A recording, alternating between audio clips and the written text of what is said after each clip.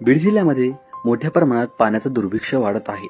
अशातच अवॅकॅडोची शेती करणाऱ्या परमेश्वर थोरात यांनी थेट डोंगरावरती अवॅकॅडोची शेती करत या माध्यमातून दरवर्षी चांगलं उत्पन्न मिळवत आहेत.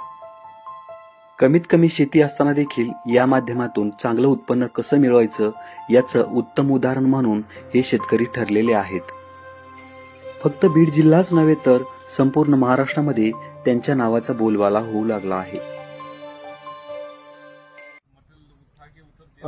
नमस्कार शेतकरी मित्रांनो, मी परमेश्वर आबासाहेब थोरात, राहणार शिवनी, तालुका जिल्हा बीड. बीडमध्ये मी ॲवॅकॅडोची शेती करत आहे आणि सुरुवातीला मला ॲवॅकॅडो हे माहीत नव्हतं आणि सोशल मीडियाच्या माध्यमातून मला ॲवॅकॅडोची माहिती मिळाली. माहिती मिळाल्याच्या नंतर मी त्याच्या रोपाच्या शोधात गेलो आणि शोधात गेल्याच्या नंतर मला HRI रिसर्च सेंटर बेंगलोर हे एक गव्हर्नमेंटचं संशोधन केंद्र आहे ॲवॅकॅडोचं. त्यांच्या माध्यमातून मी 2018मध्ये ॲवॅकॅडोची काही झाडं आणली आणि ते ॲवॅकॅडोची झाडं स्वतः शेतावर लावली आणि लावल्यापासून एक 3 वर्षामध्ये उत्पादन याला सुरुवात झाली आणि उत्पादन सुरू झाल्याच्या नंतर बऱ्यापैकी माझं जी खर्च वगैरे मला नफ्यामध्ये मिळायला लागला आणि त्याच्यानंतर मी ॲवॅकॅडो अजून नवीन व्हरायटीमध्ये ॲवॅकॅडोची लागवड केलेली आहे आणि मला ॲवॅकॅडो बऱ्यापैकी उत्पादन सध्या देत आहे. पारंपरिक शेती होती, जेणेकरून सोयाबीन असेल, तुमचं कापूस असेल, मग त्याच्यानंतर काही डाळिंबाची बाग होती आणि डाळिंबाच्या बागाच्या नंतर सीताफळाची काही शेती होती आणि ह्याच्यामध्ये मला बऱ्यापैकी उत्पादन मिळत नव्हतं. माझा खर्चच व्हायचा आणि मला उत्पादन मिळत नव्हतं, म्हणून ॲवॅकॅडोची मी बाग लावलेली आहे.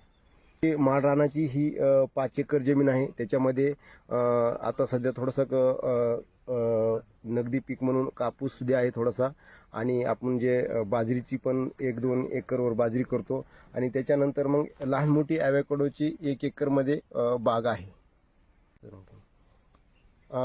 माझं ॲवॅकॅडोपासून एकरी उत्पादन बऱ्यापैकी आहे, जेणेकरून ॲवॅकॅडो हे अँटीबायोटिक फ्रूटमध्ये आहे आणि BP शुगर कॅन्सरवर हे फ्रूट खाल्लं जातं आणि सध्या मेट्रो सिटीमध्ये खूप महाग हे फळ आहे. मला खर्च वजा जाता कमीत कमी मला नफा 10 ते 11 लाख रुपये वार्षिक उत्पादन मला एकरी मिळत आहे.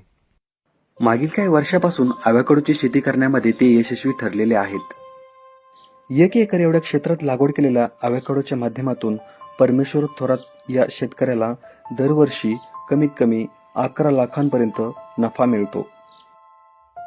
डोंगराळ भाग असताना देखील त्यांनी परिस्थितीवर मात करत आपल्या शेतीच्या माध्यमातून चांगलं उत्पन्न मिळवण्यात यशस्वी ठरलेले आहेत. न्यूज 18 लोकलसह मी प्रशांत, बीड.